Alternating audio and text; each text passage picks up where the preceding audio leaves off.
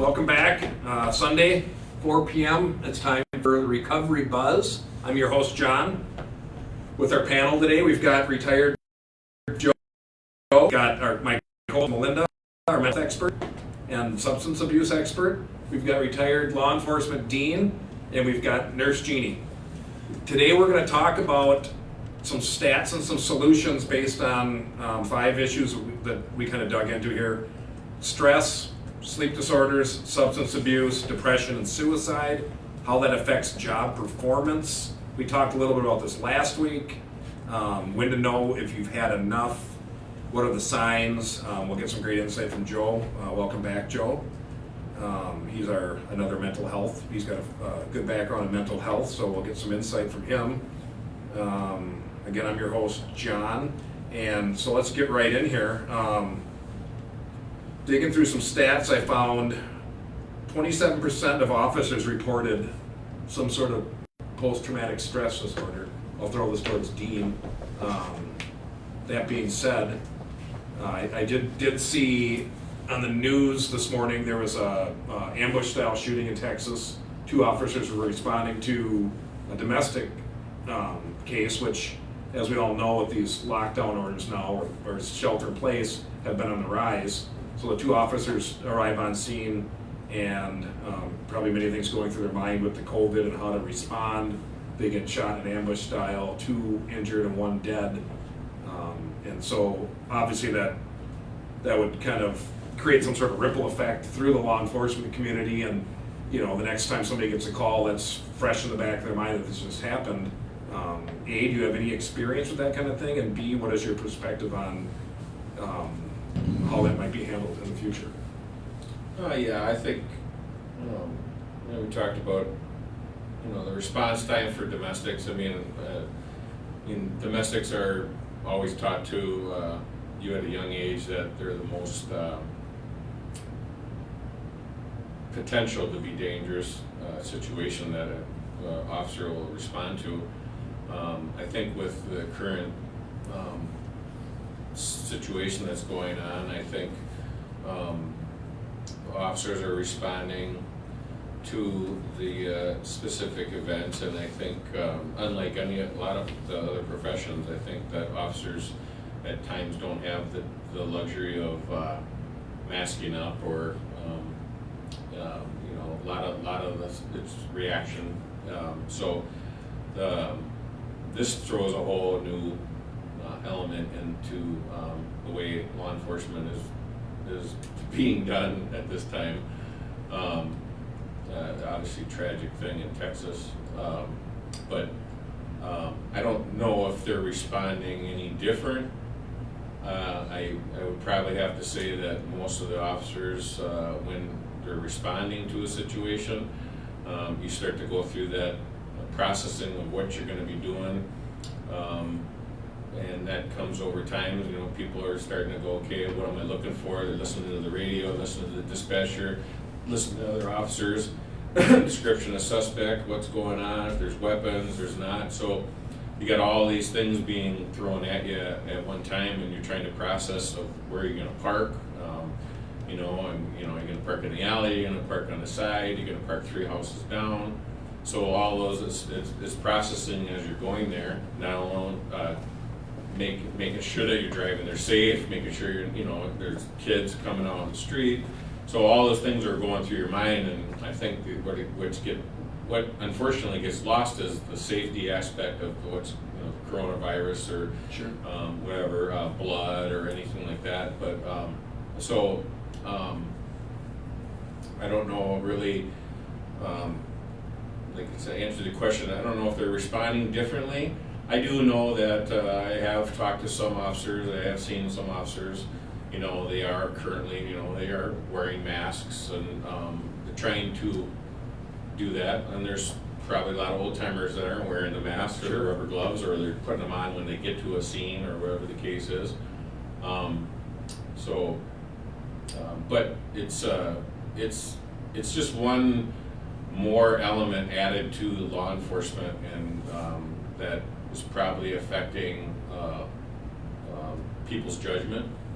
It's probably affecting their emotional their own well-being, their stress of, am I gonna contact something, am I gonna catch something, am I gonna bring something home to my kids? Not only that, worrying about if you're gonna get shot, if it's a pretty evolving process, I guess. I think it's important. Dean's kind of focused on a couple of things as I'm listening. You talk about the need for situational awareness, Yep. which is being aware of your surroundings, the intelligence that you've gathered, identifying hazards or potential threats.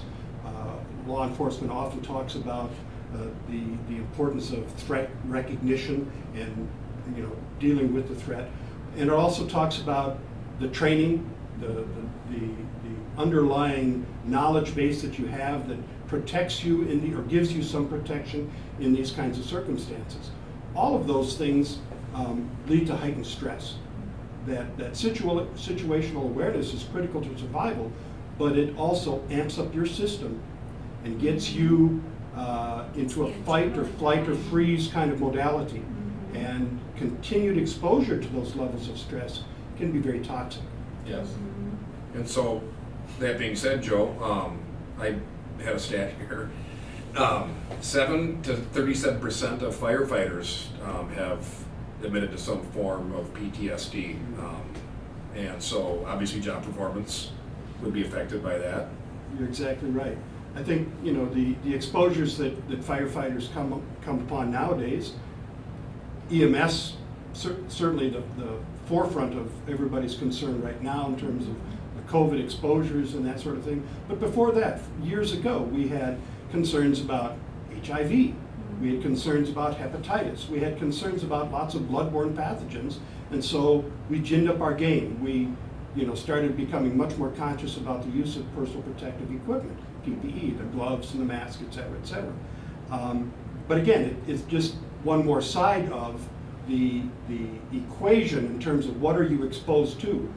It's not just the medical stuff, but it's the trauma, it's the loss of how Mrs. Smith, the loss of her property to a fire can impact people vicariously.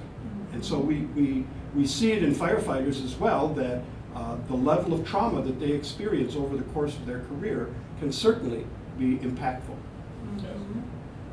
And I think it's important to know, so how do you deal with the aftermath of all of that, right? So you've just gone through an experience like that. So how do you decompress? What do you do for yourself? So what did you used to do for yourself, Dean? Drink.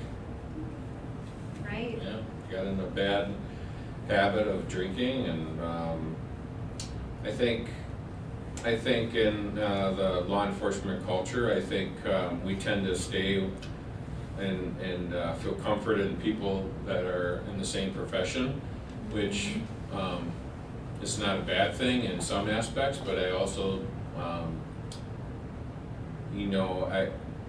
I got caught up in the same scenario as most people in law enforcement do, where you tend to only really trust other police officers that you work with and you hang out with and you drink with and you socialize and family gatherings, because you know that person has your back and they know that person understands what you're going through. But on the flip side is that if we could have more exposure for the younger officers to try and to push the outside gathering of friends and family. But it's a progression that naturally happens. But if we could try to work on trying to do better at trying to explore with other stuff, I think, because then as your career gets in the years, it's kind of funny, because the first 3-5 years you're untouchable, you're unstoppable, you're Batman, you're Superman, and then you kind of get in that little lull, and then as you're starting to wind down, It's funny because then you tend to not want to be around so much of the bull crap, and you want, and not, so then you start hanging around with other friends and family you met through the years, because then you're like, oh, I just need a break from it. I can't talk about law enforcement all day long in every conversation, and I got to be around normal people. And it's kind of funny because that's been your safety net for so many years, and so that part of the stress is a pretty unique thing that needs to be looked at. Not only so much that we need to do a better job at offering services for PTSD and offer for anxiety, because the stigma is still there that you shouldn't have that problem. I mean, a person can only go to so many situations of blood and guts and death and negativity. It just affects you. It just continues to build and build and build and build, and then everything is negative. Everything is everybody's out to get you. Everybody's that part is lacking. I see some real parallels in the fire service, in the sense that when you're new to the fire service, the use of alcohol, for example, is a social event. You get together to hang out and establish positive Every relationships. TV show, they're having a drink after they get off shift. But it's kind of a positive thing, because it's a social binding, a social melding kind of experience. But it's not long after those rookie years, and as you said, the further you get into your career, suddenly it becomes a means of dulling the pain. Yeah. Because you've seen so many things over the years that are traumatic, that take its toll on you, that you may become reliant upon the numbing effects of alcohol, and then becoming into the addictive side of it. And so law enforcement and fire service have a very similar course in terms of the use of chemicals and alcohol in particular. Yeah, and actually healthcare professionals, they're the #1 profession for substance abuse, to be quite honest. And law enforcement, firefighters, they're #3, so not far behind. Right? Who's #2? #2, I think attorneys, to Oh. be honest. Yeah. So Jeannie, stress in the medical field. Well, So, I love what Dean said about, I mean, I was, when I was a new nurse, I was Florence Nightingale. I was totally gonna swoop in and Right. save the entire world single-handedly. And then, many years ago, still fairly new to the field, I got beat up. And I got beat up pretty good. And it was a night shift, and I didn't see it coming, and there was only one other nurse on the unit. And unfortunate gentleman was going through some withdrawal, and he really didn't know what he was doing. But he got me down, and he started punching, and my world came apart. My pink cloud was gone. I'm like, what just happened? And after that, I was kind of gun shy about getting close and taking care of my patients. It took me a little while to get over it. So I think, I've said it before, but it's so important. It's therapeutic to talk about it with somebody. I used to keep things to myself. And it's typical for me to say, well, it'll get better. Just give it time, bottle it up. And that's the worst thing you can do, is to bottle up your the feelings. ticking time bomb. You're a ticking time bomb. And that can lead to substance abuse too. You want to feel better, you want that pain to go away, you want that memory to go. And so I really take advantage of talking to somebody. Now, we have a meeting, some of us here in the room get together one night during the week, and it's healthcare professionals and law law enforcement and people who just struggle with anxiety in general. And that meeting is very therapeutic to me. It gives me an opportunity to talk about my week and bounce stuff off people, and having those comments and people that care is really important to me to have that. And I know I've said it before, but I can't say enough about mindfulness because I practice mindfulness and I know for a fact that it has reduced my stress level. Joe, we talked about this off camera on the way in here, as we were sitting around waiting for Melinda. Figure. You had mentioned new hours with COVID going on, the way they've restructured some hours within. Right. And let's talk a little bit about, with your own experience, maybe something that people have experienced themselves, the rest of you, sleep, how that affects your job performance, maybe by helping prevent burnout or feeling like you can't keep up, or, how important is sleep for these people in this? Sleep is critical. Sleep is it's very misunderstood in the sense that a lot of us will actually fight sleep. I gotta stay up and finish this book, or I gotta watch this program, even though you may feel tired. And so we actually put off sleep. The other side of that coin is sometimes we can't get to sleep. In other words, we lie in the bed and all of the worry thoughts go through our head, and it interferes with our ability to get sleep. But sleep is such a critical of our body's attempt to regulate. It's when our stress hormones decrease. If we get that good night's sleep, our cortisol levels, the stress hormones decrease significantly. Things like, for example, dream time. That's that time, the REM sleep. That's when our memories are consolidated and taken from immediate memory into longer term memory. So the functions of sleep are extremely important. What are we facing nowadays? With this COVID experience right now, we're seeing shift changes.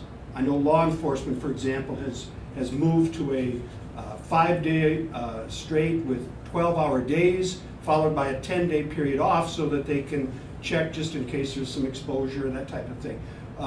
Firefighters, very similar thing that they've constantly been exposed to because of their day on, day off, day on, couple of days off, their shift experiences. EMS is the same way. Nursing, and all of healthcare right now with the number of patients that they're required to see, long hours, very little time for personal time during those 12-hour shifts. So they barely get time for food, they barely get time to use the restroom. So it's one of those things where that constant interruption of the sleep cycle and healthy sleep really takes its toll on our bodies as well as our mental health. Sure. And go ahead. I was just gonna say it like this too. The way that I always explain it to people is, think of a computer. I mean, if you always kept your computer on 24/7, what would eventually happen to that computer? Burnout. Exactly. Your brain is no different. So how new are these? You're retired for 25 years, and I'm just shooting from the hip here. I know that they've put restrictions on hours with truckers and pilots, and were there restrictions when you came on? Was there a firm schedule you can only? Because I know cops like to pick up off duty. There was some conversation about this with the mayor in St. Paul recently, and how they were going to deal with off duty because it was affecting job performance and sleep, and there's some concern there. So, what was it like when you were coming up? As far as was there recommended? When I first came on, there wasn't really any restrictions, and in the last probably, maybe 5-10 years in that window, I think they started putting restrictions on the amount of hours somebody could work off duty compared to your regular shift.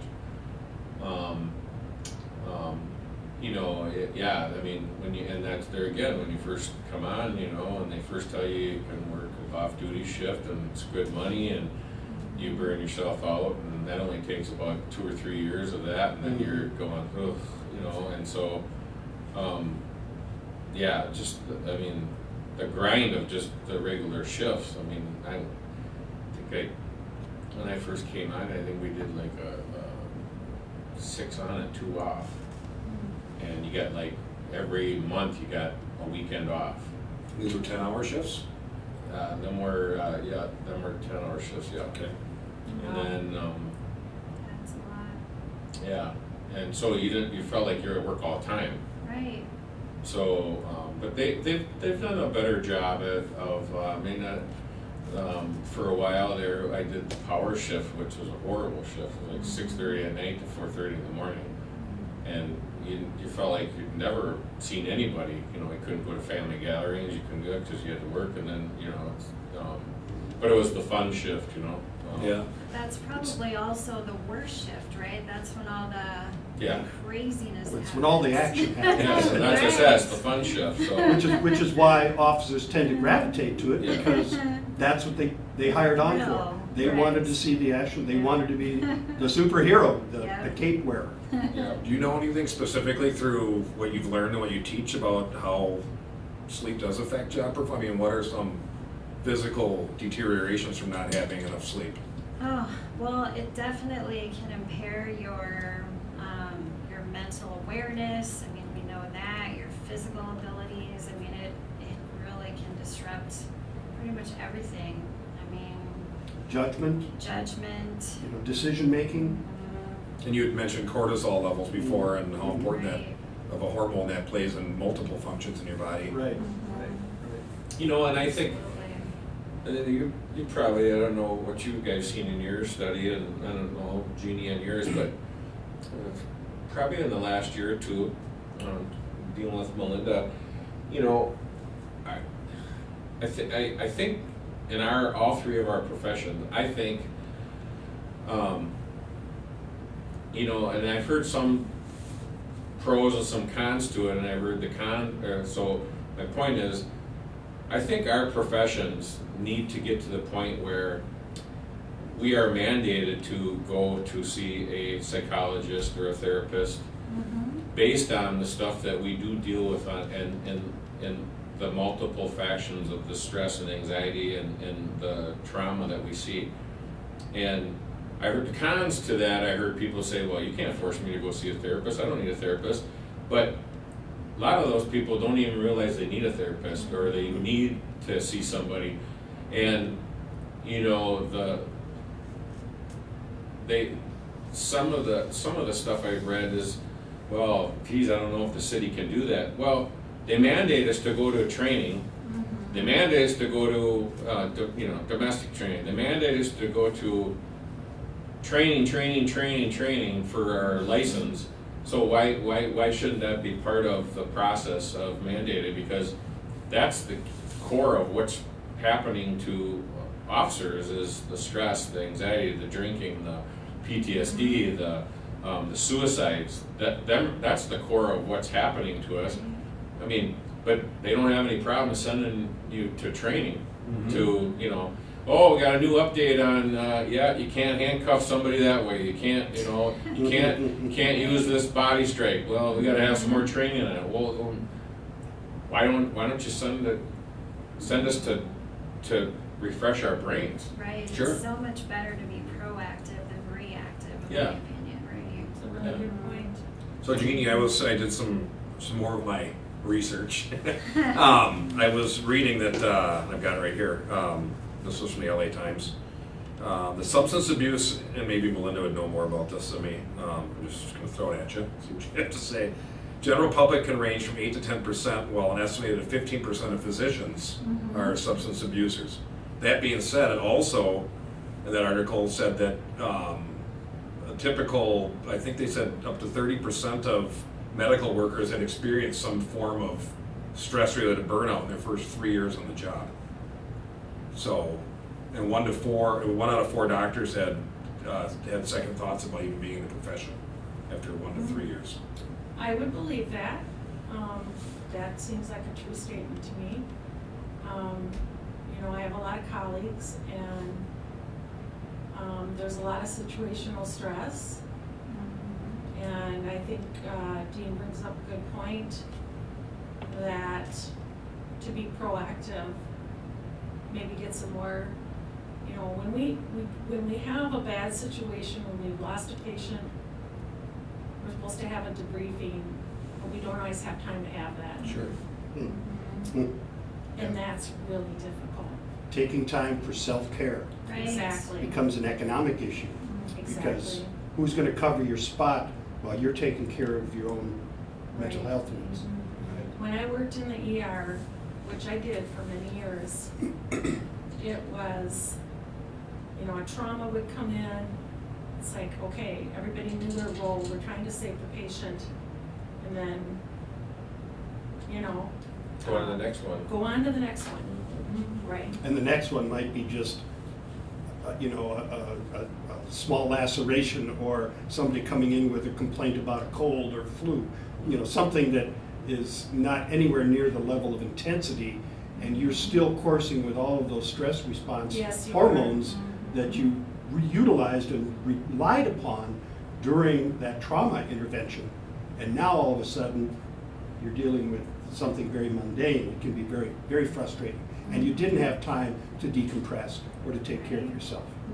You mentioned we don't even have time for breaks or meals, and I remember when I was working in the ER, I'd carry these, hopefully nobody will laugh at me that works at the hospital I work at, but I'd carry these turkey sticks, and I'd go in the bathroom, sit on the toilet, and eat my turkey stick, because I was starving.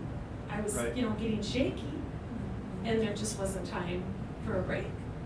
The good news, you were using protein, which is a little bit longer term in terms of its release of, sugars, but it'll help you in the longer run, absolutely. And I was thinking of that, it makes me laugh, because I think back over the years where they used to put like, and I always used to look at it, you know, like we, you know, go into a restaurant and you sit down and try to have like a normal sit-down meal, and you try to, you know, not get a call or try to have somebody cover for you or whatever.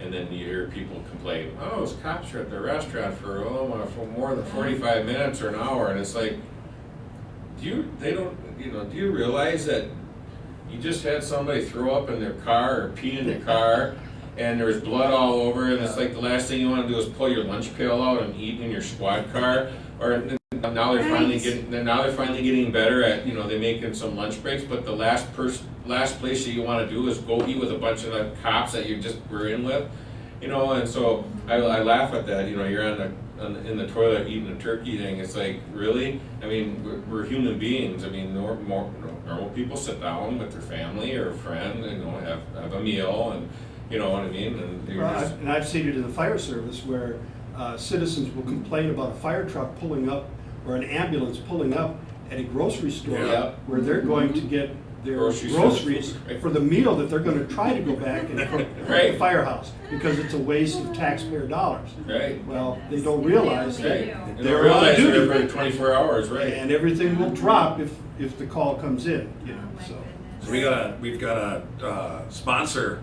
alert here. Recovery Buzz on Facebook, right? Or is it the Recovery Buzz? Like us, follow us. For those of you who are interested, we're on Facebook. It's the Recovery Buzz, not recoverybuzz.com. There's no website, is there? There is. Oh, okay, Yeah, perfect. it's part of our website. I was just testing Melinda to see if she knew. Do we have a comment or feedback? nothing. No, yet? just Kelly Godfrey says, miss you people. Oh, Oh, hi that's Kelly. very nice. Kelly. So another thing, let's go back to the medical, actually probably all of you here. Kind of a sad situation that happens on the job, especially now with COVID and the non-visitors. We had talked about being the last person to be around somebody when they pass, or when they're, for whatever reason, and the stress that and the PTSD that might come along with that, being the last person, non-family member, to be around somebody that dies. How does that weigh on somebody? It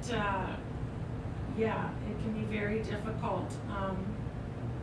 I have been around people in their final moments of life that, for whatever reason, say it's a trauma, they're from out of town, and you know, taking their last breaths, and I'm the one holding their hand and telling them it will be okay.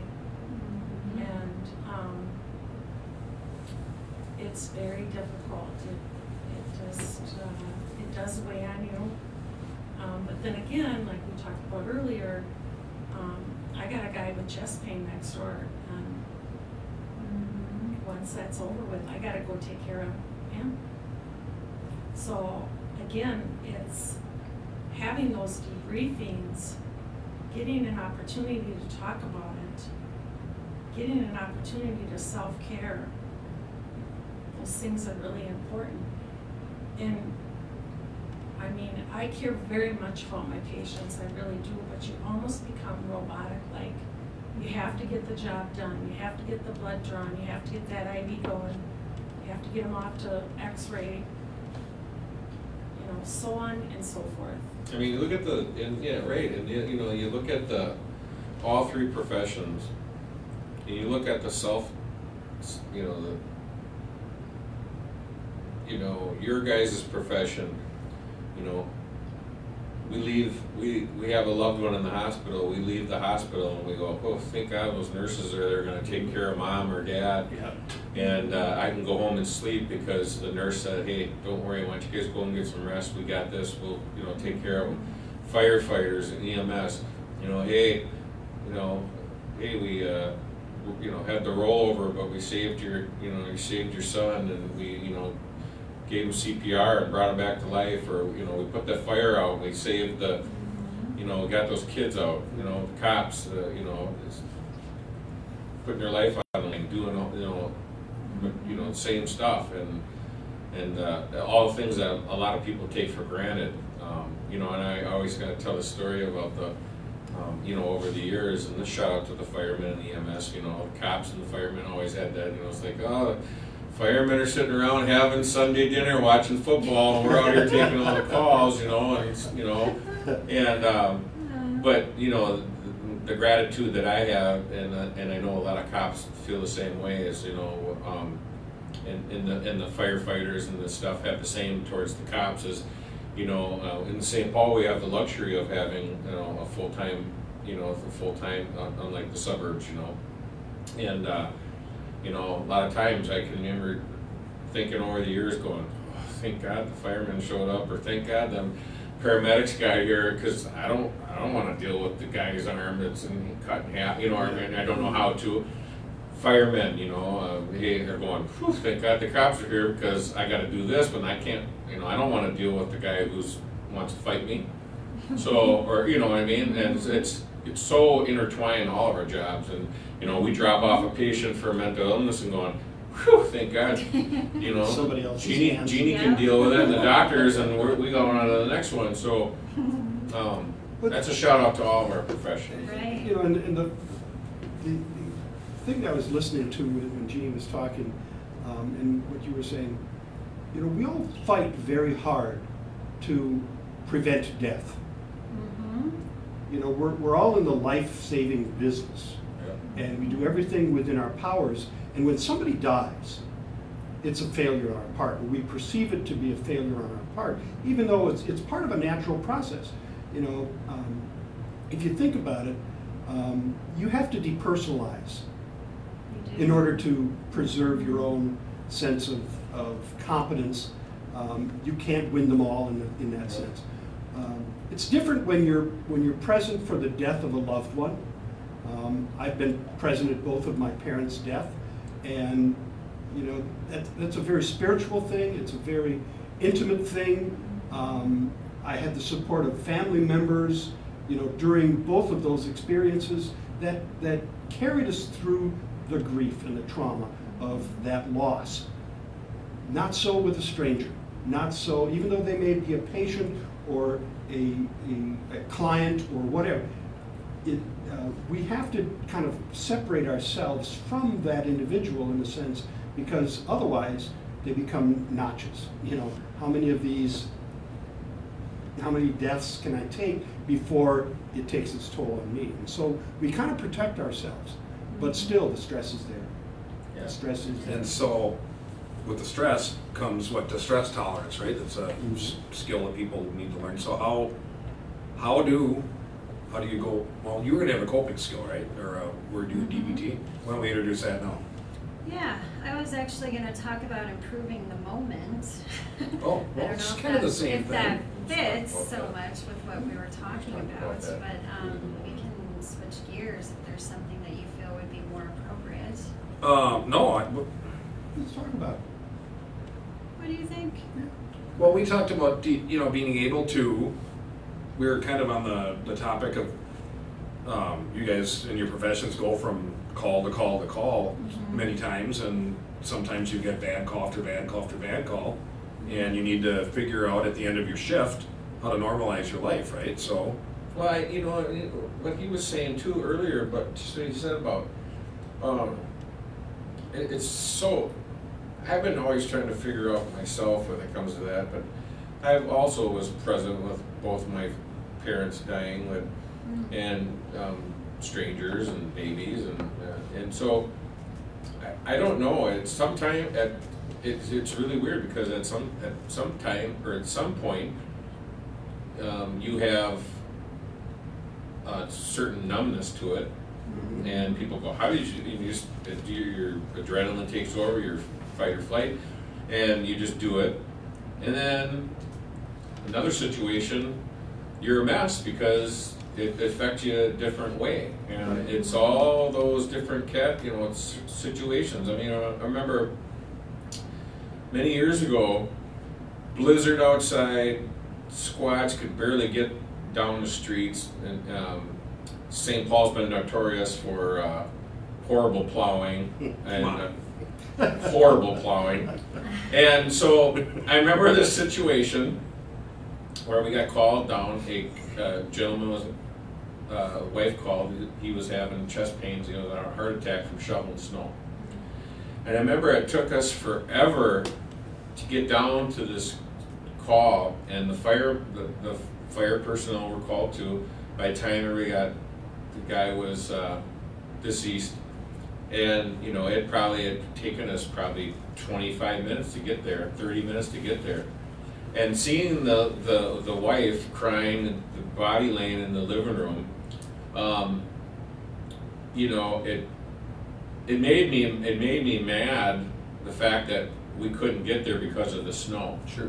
So I remember about an hour later, we were driving to a main thoroughway, and we used to stop in and get coffee or a pop at Super America, and I remember seeing about 4 big sand trucks in St. Paul, and no plows on the front. And St. Paul's notorious for that too. Put sand down or salt down, don't put a plow on it. And I lost it. I went in there and I felt bad afterwards. But there's 3 or 4 city workers, and I'm like, how in the hell are you? First of all, my first instinct is like same thing. What are you sitting in here having coffee for? And then not only that, why doesn't your snow truck have a flipping plow on it? We just had this guy die because we couldn't even get to the car. The paramedics couldn't even get there. And guy from the city's like, well, they send us out here to do this on overtime, and they don't put plows on half the trucks. Not his fault, No? Right? but Somebody made a decision. somebody made a decision. But how that affected him, because I yelled at him, and I should, but I was taking my frustration on him. But how that affected me, and I still remember that to this day. Now I don't know if the circumstances would have been, If you would have saved him. or if not, the right? paramedics would have got there and saved him, or we could have gave him CPR, or maybe that was his time. But Right. them things affect you and continue to affect you over the years because you don't know if you did enough. You don't know if you woulda, coulda, shoulda. Exactly. You And did the best that you could Right. under the circumstances. Right. Right.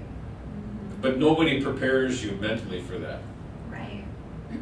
They don't prepare you that that's just one glitch, and then boom, that happens again, and then happens again, and then where are you at 10 years from then? The person that probably prepares you is your FTO, somebody that has walked the walk with a sufficient amount of time and experience that's going to give you guidance as a rookie or as a, you know, first 6 months or whatever it is that you're under that kind of, you know, microscopic examination of your performance.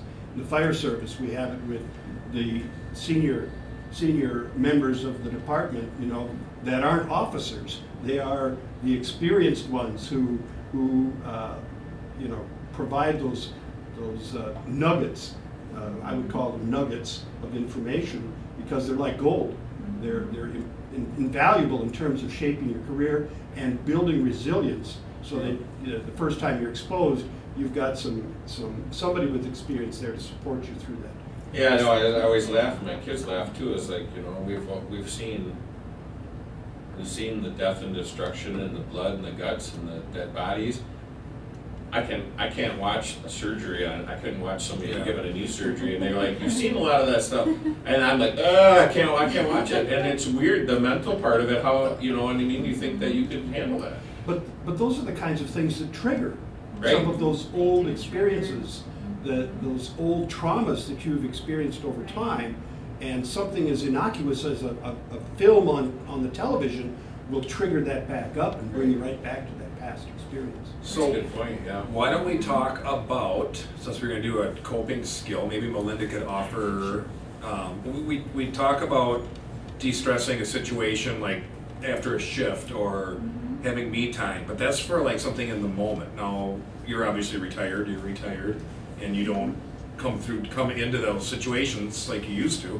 So what are some skills that people that might be retired and have recurring memories and problems like that, that isn't specific to something that happened on the day or on the job, that could use as a lifelong skill to maybe deal with recurring bad thoughts and things of what it could have, should have, like Dina just described over here? Yeah, well, I guess starting out, I would ask the two of you the question right now, what are you currently doing and what is working for you? Well, right now I'm watching a lot of TV. Netflix. No, I've been trying to do some, you know, work out as much as I can, no walks right now, but what I can. I used to do a lot of swimming, and hopefully I can get back into that. But I think, well, me and Jeannie talked about this on Tuesday.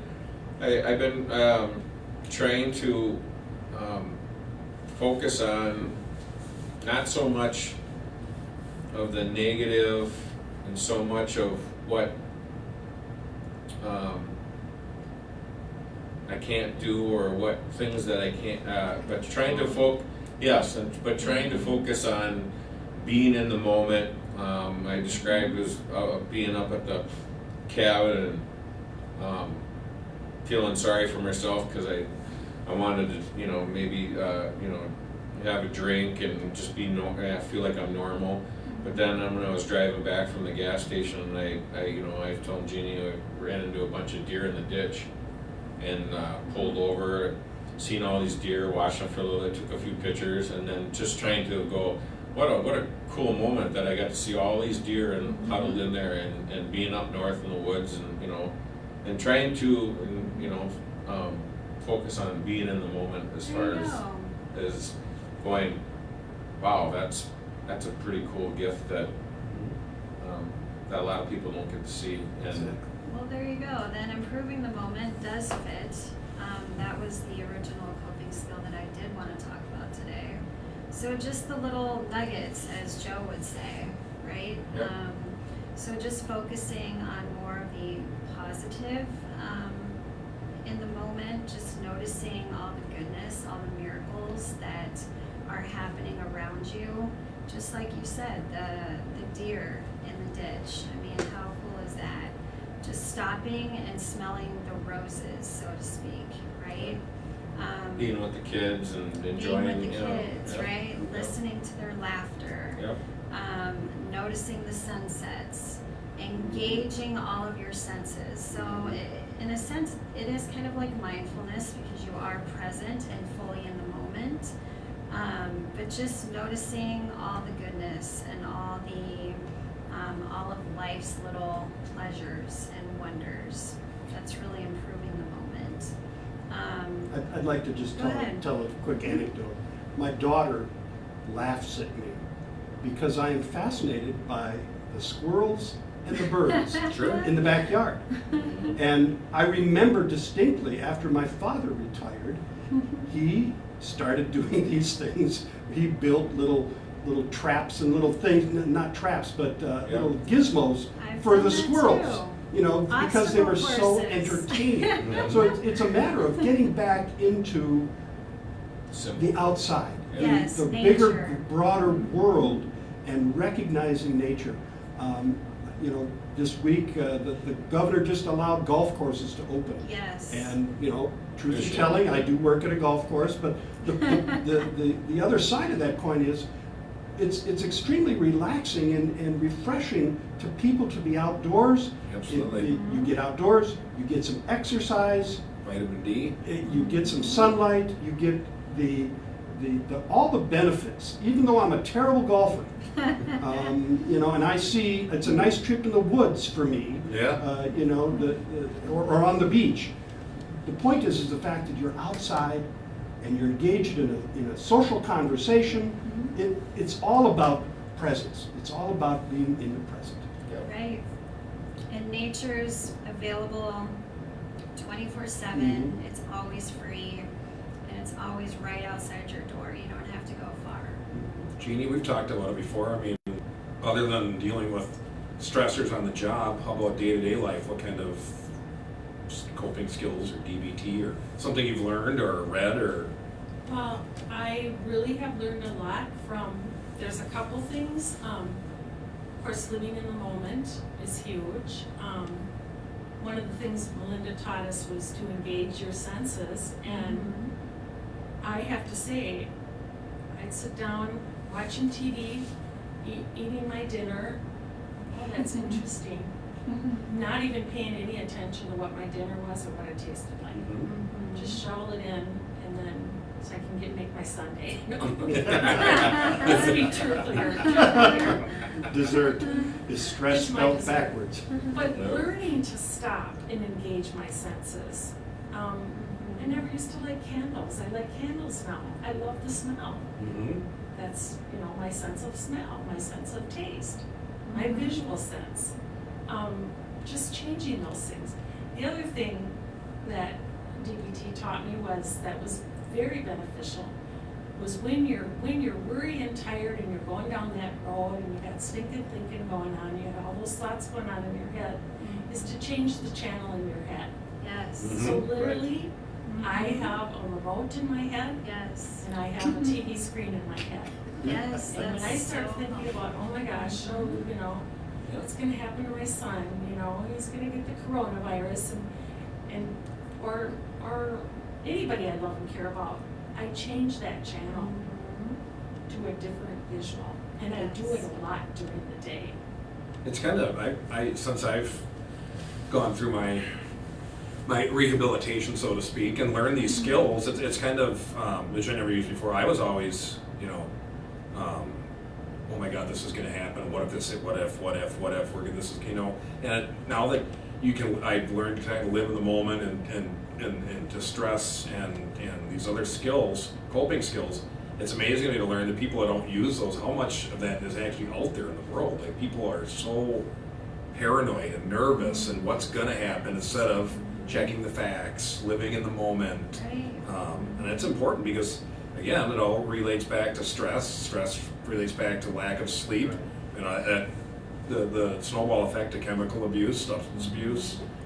I think nowadays, with all of the stress related to COVID, we're bombarded with it constantly. If you watch a news program, 75% of the news program relates back to this pandemic. We need to separate ourselves because this just creates this worry mentality that we can't escape. We become, it snowballs on us. And so we have to be very careful and find these alternatives. Listen to some music. You know, watch a movie instead of, if you've got to watch TV, watch something other than the news. True. If you have to be on social media, use something different than all of the controversial political and content that's related to coronavirus, for example. Find something different. There- Look at stupid pet tricks. There is Or a look 30-day at- Yes. snooze button on Facebook. For people Exactly. who keep posting that stuff, you can snooze. Exactly. Find alternatives Yes. to the worrisome stuff. And it's tricky. I'll tell you the truth. I enjoy my morning coffee more than anything, right? And I get up and I read the news, and I try not to read anything before I go to bed, so it's always fresh in the morning. Wonder what happened overnight. But then I sit there. I'm like, I just did this yesterday, and it is. I can see the stress of it because you're doing the same thing, and there's a stress of the COVID, the stigma that I'm gonna get. You can see the people wearing the masks, which that's recommended, so good for them. But there's a stigma that I'm going to get the COVID. It's not going away, so I'm safer inside. But then you also get this: I got to break out. I can't. How much longer can I sit in here? And you can see it's starting to. It's getting revved up. People are tired of hearing about it, although it's for real. We know that, and there are precautions. But again, you're the stress is building because you're doing the same thing every day, and it gets to be monotonous. Which brings up another reason to think about how do we take care of our own selves. And part of that is, it's something I learned as a Boy Scout leader. It's do a good turn. In other words, find some way to help somebody else. They don't need to know about it. You can write a check to a charity if you've got the resources, or you could go work in the food line, at the food shelf. There are ways for you to engage that have a positive aspect to them, and that is very healing, very healing Yes, for yourself. absolutely. Random acts of kindness. Right. Absolutely. Yes, highly recommend that. Again, we're on Recovery Buzz on Facebook and recoverybuzz.com. And for those of you watching and listening, anybody commenting, Matt? No. What? Not yet. Not yet. All right, so third segment. I thought today what we do here is, if you haven't noticed, for those of you watching and those of you who will be watching, because it'll be on our site. Again, this is an unscripted conversation. We pick a topic. Basically, we have just an open discussion about it. These are real people that have all had their own real problems, and we problem solve together in this form of communication. So. And then at the end, we try to end on a happy note with a shout out or some sort of positive gratitude. So that being said, I've got two today. Great. One, thanks to Melinda and the rest of, I met you guys post recovery, but tomorrow will be 6 months for me. My sober date's October 20th. That's awesome. So thanks everybody. I got to pat myself on the back for that. Yes. Not to say it hasn't been easy all the time. It's especially now. I was watching somebody have a beer on TV last night at the glass, and the other one was having a glass of wine. I'm sitting there going, "Damn it, that looks good." Well, It always looks good. just to speak about that super quick, I just wanted to say that alcohol rates are up 55% as well, just because we were talking about stats earlier, so that's a huge increase. Alcohol, like Sales. For the month of March compared to last year, the sales of alcohol have gone up 55%. I thought about that too, and some of the governors and local municipalities weren't thinking that through. There are some people that, if you took it all away, there'd be detrimental consequences to people that had an addiction to it, Right. that can't detox. You Right. force them to detox on their own, or their health would be extremely at risk. Part of that increase may be due to the fact that the restaurants are closed. And True. so, the consumption of alcohol, which is a large part of the profitability margin for a restaurant, that's no longer there.